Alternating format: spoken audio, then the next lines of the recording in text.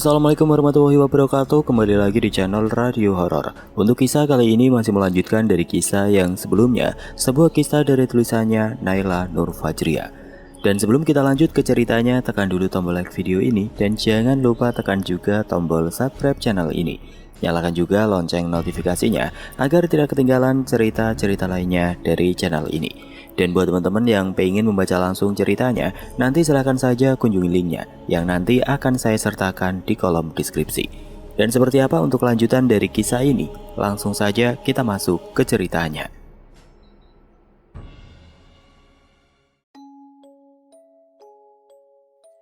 Fatin gadis cantik nan lugu serta baik hati, sekarang hanya tinggal nama. Kebaikan hatinya telah dimanfaatkan oleh orang lain hingga membuat dirinya menjadi bahan percobaan pembunuhan yang teramat keji.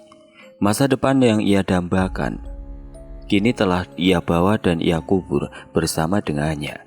Buah hati yang ia impikan yang masih belum lahir ke dunia ini kini juga harus ikut menjadi korban atas perbuatan picik Zubaidah. Setelah semua tugasnya selesai, Zubaidah merebahkan dirinya di kamar Zain dan Fatin, sambil sesekali matanya menatap cermin rias yang berada di depannya. Fatin, belum tahu kamu berhadapan dengan siapa, gumam Zubaidah. Tidak berapa lama Zubaidah tertidur di ranjang itu, namun baru hendak memejamkan matanya, tiba-tiba ada tangan yang mencekik lehernya. Zubaidah tersentak kaget melihat seseorang perempuan yang ada di hadapannya. Kamu? Ucap Zubaidah terbata-bata ketika dirinya menjumpai sesosok hantu Fatin yang mencekik lehernya dan menatapnya penuh dendam. Iya, aku. Kenapa? Kau takut? Mengapa kau baru takut setelah aku datang menghantuimu? Bukankah tadi kau dengan lihainya menancapkan pisaumu ke arahku dan berhasil membunuhku? Balas Fatin dengan tatapan melotot ke arah Zubaidah. Seluruh tubuhnya penuh luka hingga darah tidak berhenti keluar dari bagian tubuhnya yang telah sobek. Zubaidah yang merasa ketakutan segera keluar dari kamar itu dan lari tunggang-langgang mencari tempat persembunyian. Namun ketika itu pintu telah dikunci oleh roh Fatin sehingga Zubaidah tidak bisa melarikan diri kemana-mana. Fatin terus melayang mengejar Zubaidah yang berlari ketakutan hingga membuatnya terpeleset dan terjatuh dari tangga. Apa maumu? Kau tidak bisa membunuhku karena kau telah mati, seru Zubaidah. Kau harus menerima pembalasan dariku. Dasar wanita laknat, wanita keji, wanita yang tidak tahu berterima kasih. Aku akan membunuhmu dan membawamu ke neraka, ucap roh Fatin sambil terus mengejar Zubaidah yang dahinya telah terluka akibat terjatuh dari tangga. Jangan, ampuni aku, jangan bunuh aku. Lalu Zain tiba-tiba menepuk-nepuk pipi Zubaidah. Ida, bangun, ucap Zain membangunkan Zubaidah yang tengah bermimpi buruk. Zain, kau sudah pulang, balas Zubaidah yang masih merasa ketakutan dan segera memeluk tubuh Zain dengan erat. Aku takut, Zain. Sudah, tenanglah, kau hanya bermimpi buruk. Di mana Fatin dan pembantu lainnya? Mengapa rumah tiba-tiba sepi? Zubaidah baru ingat ia tidak tahu harus berkata apa kepada Zain. Lalu Zubaidah mencari satu alasan yang tepat agar Zain dapat mempercayai kata-katanya. Fatin tadi berpamitan padaku. Dia ingin mengunjungi orang tuanya. Sedangkan para pembantu ia disuruh berlibur dahulu oleh Fatin karena Fatin kasihan melihat mereka yang terus bekerja sepanjang hari tanpa beristirahat, tutur Zubaidah. Oh begitu. Tapi mengapa Fatin tidak meminta izinku terlebih dahulu atau menungguku pulang jikalau ingin ke rumah orang tuanya? Baik, kalau begitu aku akan menelponnya dahulu. Tunggu Zain, jangan ditelepon, sahut Zubaidah yang kala itu menahan tangan Zain untuk menghubungi nomor Fatin. Mengapa? Mengapa aku tidak boleh menghubungi istriku sendiri? Tanya Zain heran dengan sikap Zubaidah. Bukan begitu Zain. Tapi Fatin telah berpesan padaku bahwa ia sedang tidak ingin diganggu ataupun ditelepon sekarang ini, jelas Zubaidah yang mencari alasan. Oh, baiklah kalau begitu. Keluarlah, aku ingin ganti baju dulu. Baiklah, aku juga akan membuatkanmu teh panas supaya kau agak merasa lebih rileks, balas Zubaidah dan Zain pun hanya mengangguk lalu menutup pintu kamarnya. Mengapa dengan Fatin? Apa dia marah padaku karena aku tidak mengajaknya, atau karena aku pulang terlambat? Terserahlah, besok aku akan menjemputnya dan mengajaknya dinner di satu tempat. Gumam Zain dalam hati disertai senyum sumringah di bibir manisnya. Setelah Zain selesai berganti baju, ia mengarahkan pandangannya ke arah cermin rias di depannya. Ia teringat akan Fatin, istri tercintanya yang setiap malam selalu bersolek di depan cermin itu hanya untuknya. Zain duduk di kursi depan cermin di mana persis seperti apa yang dilakukan Fatin. Memandangi cermin itu sekejap, lalu bayangan Fatin muncul dalam cermin besar itu. Fatin seakan tersenyum kepada Zain, membuat rindu dalam hati Zain semakin menggebu. Zain mencoba menyentuh bayangan Fatin yang berada di dalam cermin itu, namun alangkah terkejutnya Zain. Tiba-tiba cermin itu mengucurkan darah dengan sendirinya. Zain gelagapan jatuh tersungkur. Perlu membasahi keningnya, keringat dingin mulai bercucuran. Lalu ia mengucek-ngucek matanya, berharap jika itu hanya halusinasi saja. Dengan seketika darah di cermin tadi hilang dan lenyap. Zain bernafas lega, lalu ia pergi ke kamar mandi untuk membasuh mukanya dan sekalian membersihkan dirinya. Hendak menyalakan keran air, mata Zain dikagetkan oleh sesuatu yang tidak biasa. Apa ini? Punya siapa kiranya tespek ini? Tanya Zain heran. Apa mungkin ini milik Fatin?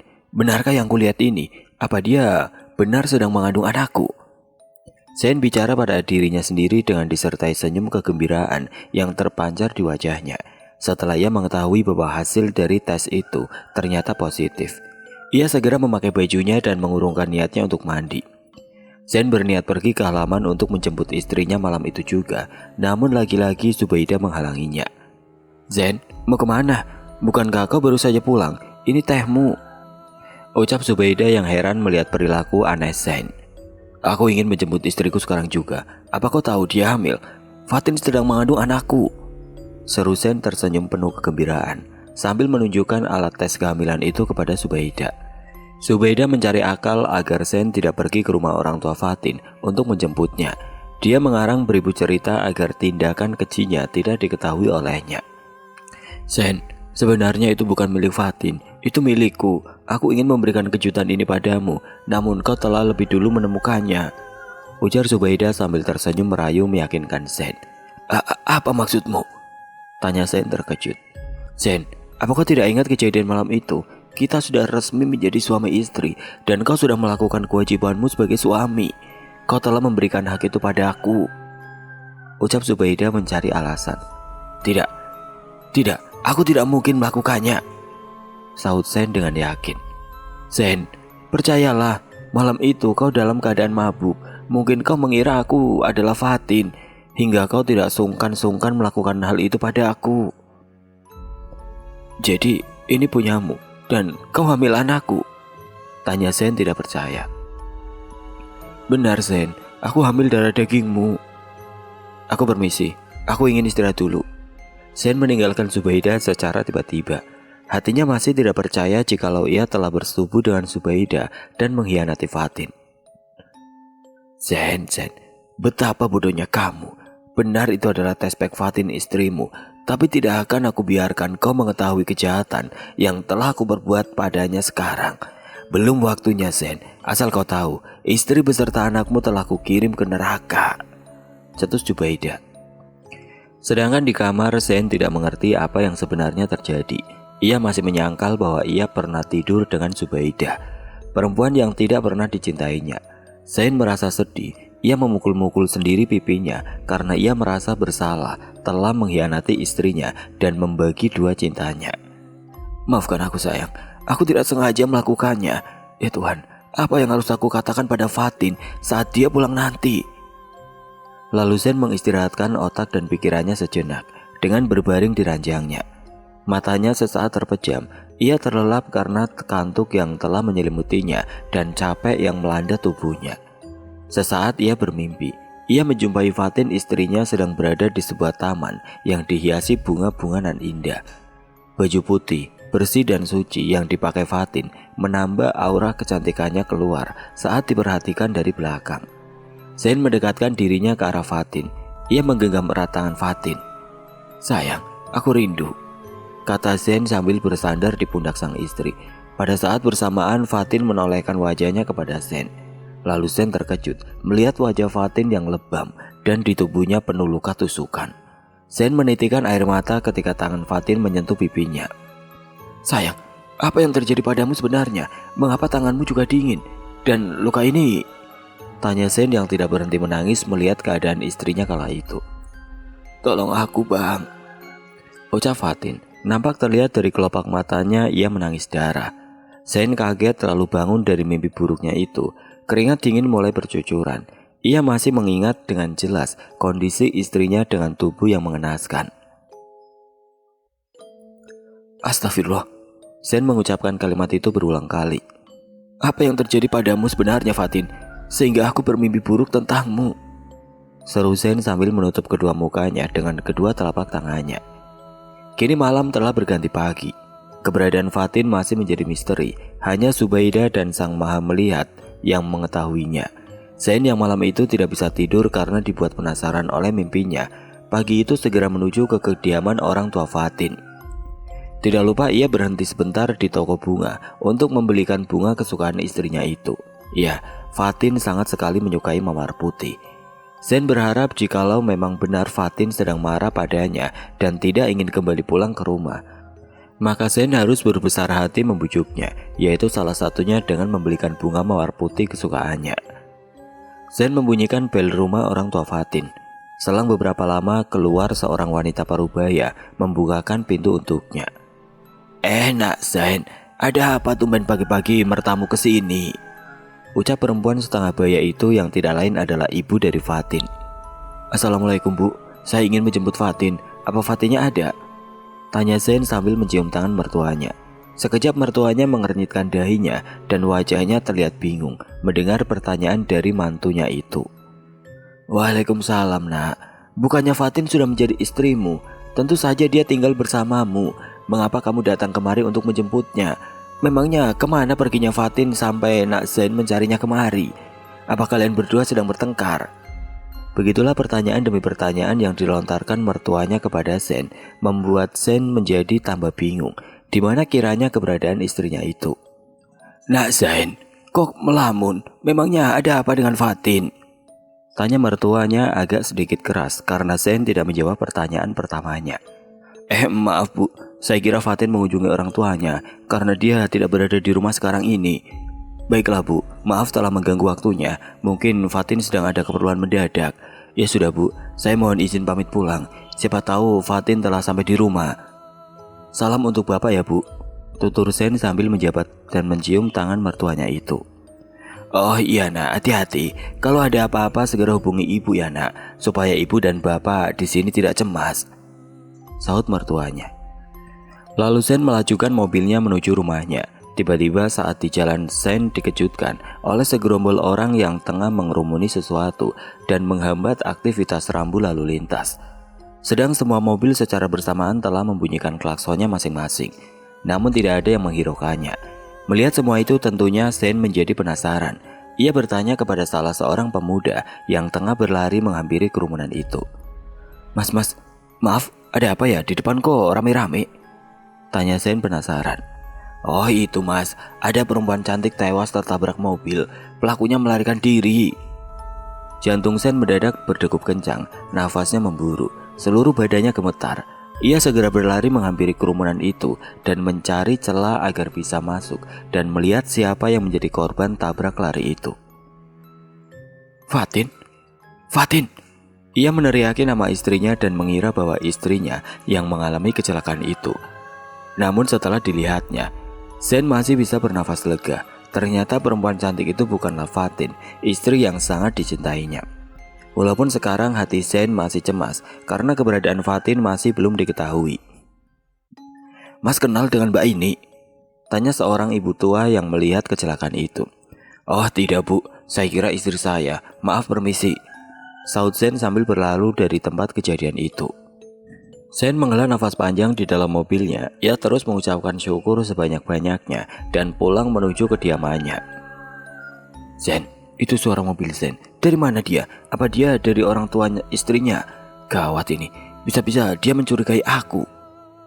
Celetuk Zubaida lalu segera berlari ke teras depan dan membukakan pintu untuk Zen.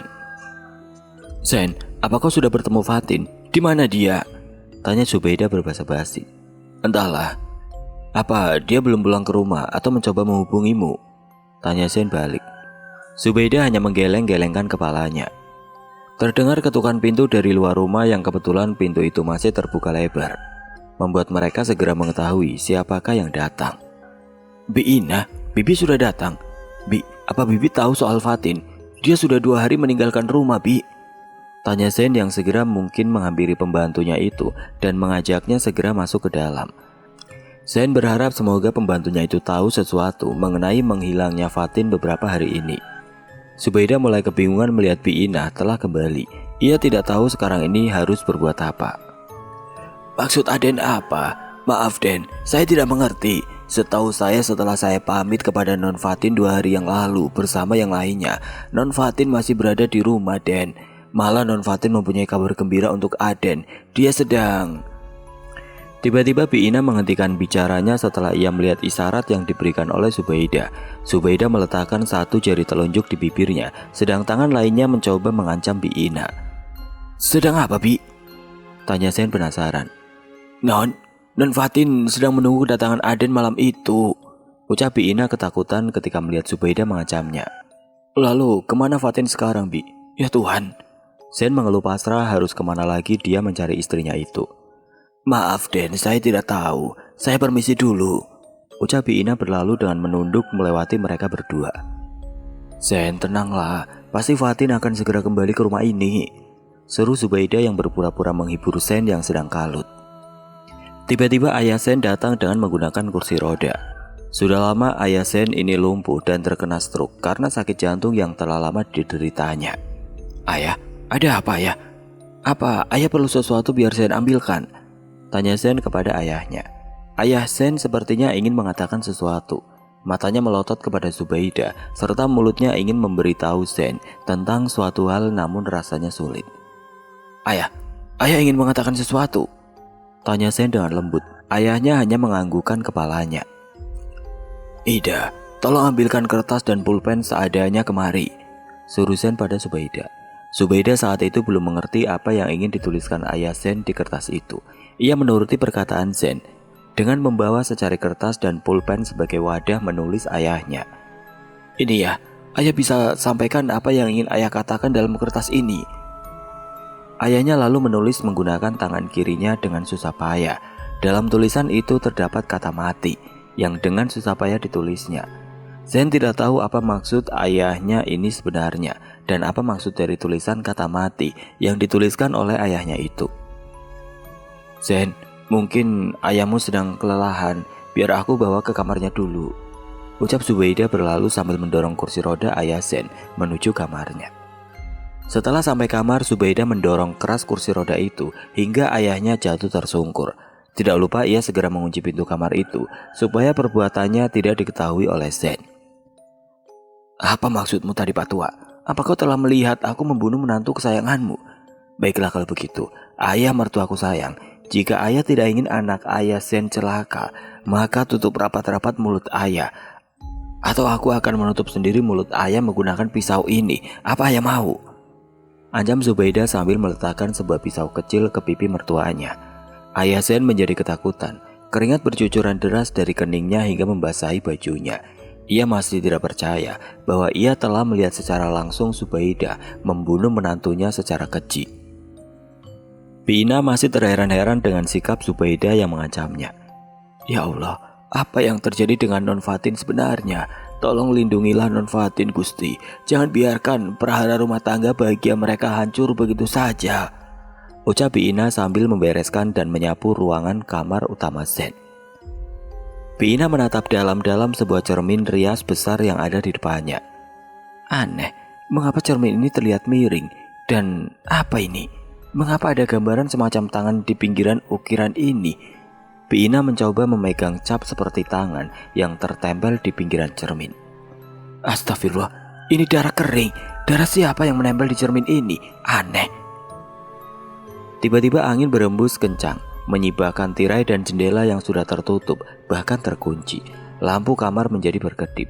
Bulu kuduk Bi Ina seketika meremang berdiri, nampak jelas dari sebuah cermin yang berada di hadapannya. Muncul seorang perempuan. Gambarannya tidak begitu jelas.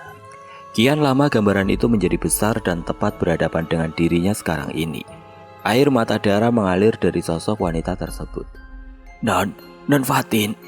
Bi Ina terkejut bercampur takut melihat wanita yang berdiri di depannya. Benar mirip sekali seperti Fatin, istri dari majikannya. Bi, maafkan aku. Aku hendak meminjam ragamu sebentar untuk menyelesaikan dan membongkar pelaku yang telah membunuhku, ucap sesosok wanita yang mirip Fatin itu. Lalu ia merasuki tubuh Bi Ina seketika. Bi Ina bergetar hebat, rambutnya menjadi acak-acakan. Ia mengambil sebuah linggis dan pisau tajam, lalu keluar dengan geram dari kamar itu. Di mana kamu wanita iblis?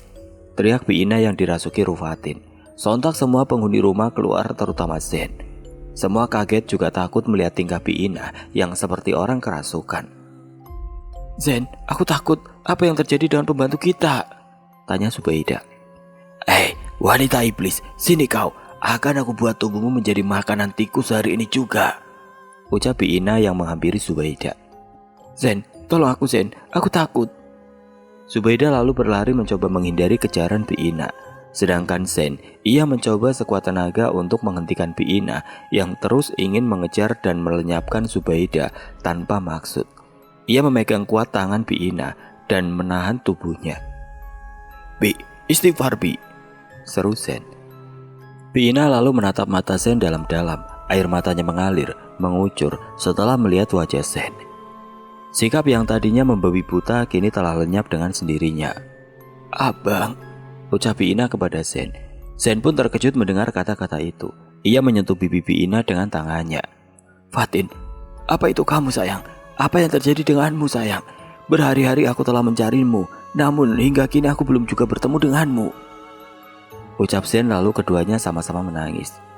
Maafkan aku bang, semua ini terjadi karena kebodohanku. Abang, aku sangat merindukanmu, seru Rufatin sambil memegangi perutnya. Zen, mikir. Tiba-tiba Subaidah mengangkat sebuah kursi yang akan dilemparkannya kepada Bi Ina dan mendorong Zen hingga Zen jatuh tersungkur dan tidak sadarkan diri. Bi Ina menatap penuh kebencian kepada Subaidah yang kini telah berani menghampirinya. Bi Ina menjerit kencang dan membuat tubuh Subaidah terpental beberapa meter, hingga Subaidah terjatuh dan serpihan kaca mengenai beberapa tubuhnya. Rufatin kembali keluar dari badan Bi Ina. Tubuh Bi Ina lemas lalu terjatuh pingsan di samping tubuh Zen. Fatin melayang menghampiri Subaidah yang tengah merintih kesakitan. Ia menindih tubuh Subaidah dengan kuat. Fatin, maafkanlah aku. Aku mengaku, akulah yang membunuhmu dan menaruh juga menyemen mayatmu, lalu memasukkanmu ke dalam tembok dinding dan menutupnya dengan cermin rias yang berada di kamarmu. Ampuni aku Fatin. Jangan bunuh aku, pinta Subaidah. Zen yang kala itu telah sadar ia mendengar semua ucapan yang keluar dari mulut Subaidah. Tangannya mengepal, matanya menginyisakan tangis disertai kecewa. Ia menjadi murka lalu melangkah menghampiri Subaidah yang tengah terkapar. Zen yang kala itu melihat Subaidah yang berbicara sendiri dan mengaku segala kejahatannya yang diperbuat kepada Fatin seketika membuat Zen menjadi geram dengan apa yang telah didengarnya melalui mulut dari teman sekolahnya itu. Ia tidak menyangka bahwa Subaidah tega-teganya menghabisi wanita yang telah mengorbankan seluruh perasaannya deminya. Astagfirullah, ada apa ini Den? Tiba-tiba Pak Karjo dan Mbak Sari datang dari kampung dan terkejut melihat seisi rumah berantakan dan menemukan Subaidah yang tengah bersimbah darah di lantai. Pak Karjo, Mbak Sari, tolong kalian panggilkan Pak Ustadz Nawawi dan ambulannya, cepat, perintah Zen kepada mereka. Lalu Zen mengangkat pelan kepala Subaidah dan meletakkannya di pangkuannya dengan hati-hati. Apa yang telah kau lakukan Ida? Benarkah yang aku dengar ini? Kau telah menghabisi istriku. Mengapa Ida? Apa salahnya padamu? Dialah yang menyuruhku untuk menikahimu. Dia rela walau waktuku nantinya akan terbagi menjadi dua. Dia telah rela mengorbankan perasaan kecewanya demimu. Tapi kenapa kamu tega-teganya menghabisinya Ida? Kenapa? Zen kembali mengisahkan tangis dan luka yang teramat dalam. Bibirnya kini sudah tidak mampu berucap, melihat kenyataan bahwa istri tercintanya telah tiada. Maafkanlah aku, Sen. Aku terlalu mencintaimu. Aku tidak rela bila cintamu harus terbagi menjadi dua. Aku ingin hanya akulah satu-satunya yang menjadi istrimu. Satu lagi, Sen. Bukan aku yang mengandung anakmu, namun Fatinlah. Alat tes ini adalah miliknya. Maafkan aku, Sen. Tutur Zubaidah pasrah akan keadaannya sekarang, sambil menyerahkan tes pack itu kepada Sen. Sungguh jahat kamu, Ida. Aku tidak sudi lagi melihat wajahmu di rumah ini. Sekarang katakan, di mana kau menyembunyikan mayat istriku? Tanya Sen sambil memalingkan mukanya dari Zubaidah dan berdiri tegap dengan amarahnya. Aku mengecor mayatnya di dinding kamarmu dan menutupinya dengan cermin rias besar, ucap Zubaidah menyesal. Sen lalu mengambil linggis yang ada di sebelah Biina yang masih pingsan. Ia menuju kamarnya dan merusak tembok dinding yang sudah disemen dengan linggis. Sementara Zubaidah yang kala itu tengah sendirian menjadi kesempatan untuk Fatin segera menuntaskan dendamnya. Fatin mengambil pisau yang sama, yaitu pisau yang Zubaidah gunakan untuk membunuhnya. Ia melayang menghampiri Zubaidah dan menindih tubuhnya. Pisau itu lalu diujamkannya tepat pada leher Zubaidah. Rasakan ini, karena kau telah beraninya merusak kepercayaanku. Fatin tertawa menyeringai, sedang darah mulai mengucur deras membasahi lantai. Ini karena kau telah berani membunuh bayi yang tidak berdosa, yang belum lahir ke dunia ini. Pisau itu diujamkan lagi di leher sebelah kanan, sehingga membuatnya berteriak merintih kesakitan, memohon ampun. Ini karena kau telah berani menyakiti ayah mertuaku. Dan yang ini karena kau sudah menghancurkan kebahagiaanku dan memisahkanku dari suamiku. Aku membencimu, wahai wanita jahanam. Teriak Fatin melengking sambil menusukkan pisau itu ke perut Zubaidah, sembari tangannya seakan merobek perutnya dan membuat sebagian istri perutnya keluar. Astagfirullah, nak. Sudah cukup. Dendammu sudah terbalaskan. Dia sudah tidak bernyawa, nak. Maafkanlah kesalahannya. Pergilah dengan tenang. Jika dia wanita jahanam, lalu apa bedanya denganmu, nak? Pergilah ke alammu dengan tenang. Kami semua mengikhlaskanmu, ucap Pak Ustadz yang kala itu sudah berdiri dan datang bersama kedua orang tua Fatin. Fatin, ya Allah, nak. Jangan membawa dendam hingga akhir hayatmu, nak. Maafkanlah kesalahannya. Bapak dan ibumu telah ikhlas, ucap Bapak Fatin sambil menangis meratapi kepergian putri kesayangannya. Ibu Fatin yang menangis histeris menjadi jatuh tidak sadarkan diri karena tidak kuat menerima kenyataan bahwa putrinya telah tiada secara tragis. Terima kasih Pak Ustadz, Bapak, Ibu, Fatin pamit. Maafkanlah segala kesalahan Fatin. Dan selalu doakan Fatin supaya Fatin tenang di alam sana, seru Fatin. Biina yang telah sadar, Pak Karjo dan juga Mbak Sari ikut menangis melihat kejadian itu. Seketika datang cahaya putih yang seakan-akan ingin membawa dan menjemput Fatin pergi dari sini. Semuanya, aku pergi. Terima kasih telah membantuku menyelesaikan kasus ini, ucap Fatin kemudian berlalu menuju cahaya putih yang tengah menunggunya. Fatin, tunggu, jangan tinggalkan aku. Sen datang tergopoh-gopoh dengan membawa mayat Fatin yang sudah kaku menjadi batu. Aku akan ikut bersamamu, sayang. Kita telah berjanji sehidup semati. Izinkan aku untuk pergi denganmu. Sen berlari menyusul Fatin, namun tangan ayah Fatin memegangi tubuhnya secara erat. Sudah, nak, ikhlaskan istrimu. Hatinya sudah tenang. Biarkan dia pergi. Alamnya sudah berbeda dengan kita. Fatin yang ketika itu berjalan meninggalkan mereka tiba-tiba menolehkan wajahnya ke belakang. Ia tersenyum di hadapan semuanya. Benar, Bang. Dunia kita sudah berbeda. Aku dan anak kita kelak akan menunggumu di pintu surga. Ikhlaskanlah aku. Aku juga sangat mencintaimu. Akan kubawa cinta ini selamanya. Dan benih cinta yang telah tertanam di rahimku bersamaku untuk selamanya. Selamat tinggal, Abang. Selamat tinggal semuanya. Fatin lalu tersenyum sambil melambai-lambaikan tangannya. Kemudian hilang ditelan cahaya putih. Fatin, tidak! Sen jatuh tersungkur menangis histeris. Jiwanya merasa kehilangan seseorang yang sangat ia cintai. Aku berjanji akan mengubur jasadmu dengan layak, sayang. Sen berkata sambil menggendong jenazah Fatin yang kaku itu keluar rumah. Tidak berselang lama mobil ambulan dan mobil aparat kepolisian telah sampai di lokasi rumah Zain dan segera mengevakuasi dan membawa jenazah Zubaidah untuk diotopsi ke rumah sakit. Kadang kebaikan hati bisa dengan seenaknya dimanfaatkan. Kebodohan diri telah menghancurkan kepercayaan yang tertanam. Kadang kala kita lupa kepada zat yang telah memberi kehidupan, terlena akan kemewahan dunia dan tersesat di alam yang fana.